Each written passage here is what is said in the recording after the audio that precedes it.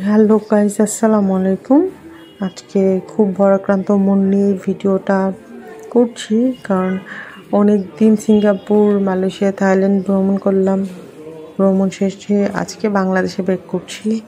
এই জন্যে সিঙ্গাপুরকে খুব মিস করছি, কারণ সিঙ্গাপুর এই কয়েকদিন ছিলাম, এই হোটেলটাতে ছিলাম আমরা। এই হোটেলটার নাম হচ্ছে লুইকেন সার্ভিস রেসিডেন্স হোটেল। আজকে আমাদের শেষ দিন, আমরা চলে যাব। আমরা আমাদের লাগেজ নিয়ে ওয়েট করছি চলে যাওয়ার জন্যে। এই জন্য আমাদের একটু মন খারাপ, কারণ কিছুক্ষণের মধ্যেই আমরা হোটেল ত্যাগ করছি। সামনে আমাদের গাড়ি আছে, গাড়িতে করে আমরা এয়ারপোর্টের উদ্দেশ্যে রওনা হব, সিঙ্গাপুর চাঙ্গি এয়ারপোর্টে। তো আজকে আমরা বাংলাদেশ বিমানে করে বাংলাদেশে চলে আসবো। তো আমরা আমাদের গ্র্যাব অর্ডার করেছি, তো গ্র্যাবে ট্যাক্সি আসতেছে, এই জন্য আমরা একটু বসে আছি।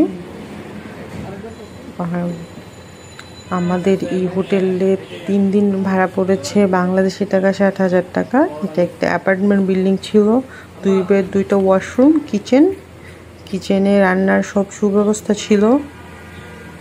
কিচেনে চাইলে আপনি রান্না বান্না করে খেতে পারেন, ফ্রিজ সব কিছুই এখানে ছিল। তো এখন আমরা এয়ারপোর্টের উদ্দেশ্যে রওনা হয়ে যাচ্ছি। যাক, আমরা চলে এসেছি সিঙ্গাপুর চাঙ্গি এয়ারপোর্টে। আপনারা খুব ভালো করেই জানেন সিঙ্গাপুর চাঙ্গি এয়ারপোর্ট সিঙ্গাপুরের প্রধান বিমানবন্দর এটা। আর বিশ্বের যে কয়টা সুন্দর বিমানবন্দর আছে তার মধ্যে একটা। অসম্ভব সুন্দর, একদম চকচকে এয়ারপোর্ট। নিজের চোখে না দেখলে বিশ্বাস করবেন না এটা আসলে কতটা ক্লিন।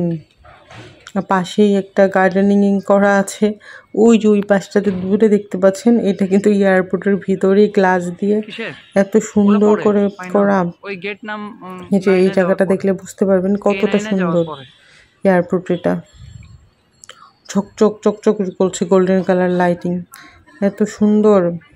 তো এই জন্যে আসলে খুব মিস করছি এয়ারপোর্টকে।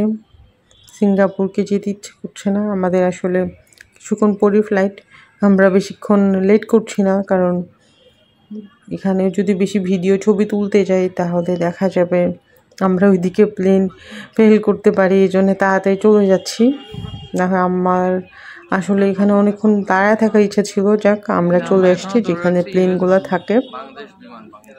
এই জায়গাটাতে আমরা আমাদের ইমিগ্রেশন সব ফর্মালিটি শেষ করে চলে এসেছি। এখান থেকেই আমরা আমাদের প্লেনে উঠবো। ইমিগ্রেশনের পরে এই জায়গাটাতে ওয়েট করি। আমাদের এয়ারপোর্টে যা ফর্মালিটিস ছিল সবই শেষ। এই জায়গাটাতে ওয়েট করছি, আমাদেরকে ডাকবে একদম প্লেনের যাওয়ার আগ মুহূর্তে। এই ভিডিওটা করেছি আমি। দেখতে পাচ্ছেন এই দিক দিয়ে বিমান ওঠানামা করছে, আমরা বসে বসে দেখছি। এটা হচ্ছে ফ্লাইট ইনফরমেশন। না, এটা এখানে কোন বিমানটা কখন উঠবে, কখন নামবে, এই সব কিছু এখানে লেখা আছে। যাকে আমাদের এখনই প্লেনে উঠতে হবে। আমাদেরকে সবাইকে এরকম লাইন ধরে দাঁড়াতে বলেছে। তো আমরা সবাই এখন লাইন ধরে দাঁড়াবো। আস্তে আস্তে আমরা এখন প্লেনে উঠবো। সামনে যে একটা রাস্তার মতো দেখা যাচ্ছে গ্লাসের ভিতর থেকে, ওই দিক দিয়ে আমরা প্লেনে উঠবো। বাংলাদেশ বিমান আমাদের আসলে প্রায় 1.5 ঘন্টার মতো বসিয়ে রেখেছে। আমাদের ফ্লাইট ছিল 12:30টার দিকে, বাট 12:30 না, আমরা 1.5 ঘন্টা না, আরও বেশি হবে, প্রায় ওইটা 2:30টার দিকে। মানে অনেকক্ষণ আমরা বসে থাকতে একদম বিরক্ত হয়ে যাই। তো আমি সাজেস্ট করব, যদি আপনাদের অপশান থাকে অন্য কোনো এয়ারলাইন্সে যাওয়ার, প্লিজ বাংলাদেশ বিমানে যান না। কারণ জীবনে যতবার যত জায়গায় গিয়েছি প্রতিবারই 1 ঘন্টাতে 1 ঘন্টা লেট, তারপর বিভিন্ন রকমের সমস্যা। এই জন্যে আমি চিন্তা করছি বাংলাদেশ বিমানে কখনো উঠবো না যতদিন না ওদের সার্ভিস এরকম থাকে।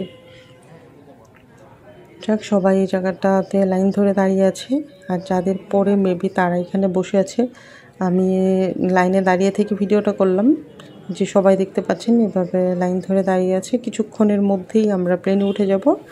আমার নেক্সট ভিডিওটা আমি প্লেনে করব, বাট এই মুহূর্তে আমি ভিডিও করতে পারছি না, কারণ সামনে এয়ারপোর্টের লোক আছে। এয়ারপোর্টের লোকরা আসলে ভিডিও করতে দেয় না দেখলে।